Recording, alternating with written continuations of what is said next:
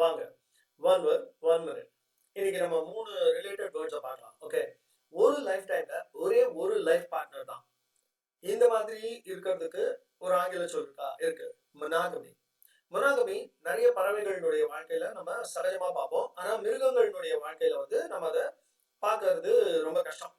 So ஒரு life partner, ஒரு life time monogamy. சரி. பல லைஃப் பார்ட்னர்ஸ் ஒரே லைஃப் டைம்ல. அந்த மாதிரி இருக்கிறதுக்கு என்ன ஆங்கில சொல்? பொலிகமி.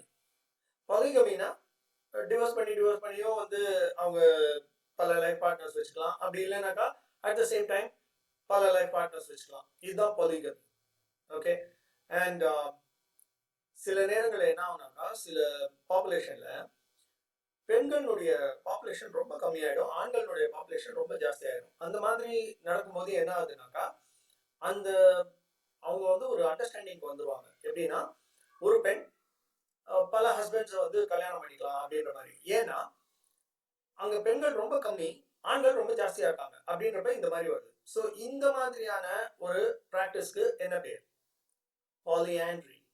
Polyandry is the practice of having more than one husband at a time. Share பண்ணுங்க, சப்ஸ்கிரைப் பண்ணுங்க, தொடர்ந்து கற்போம்.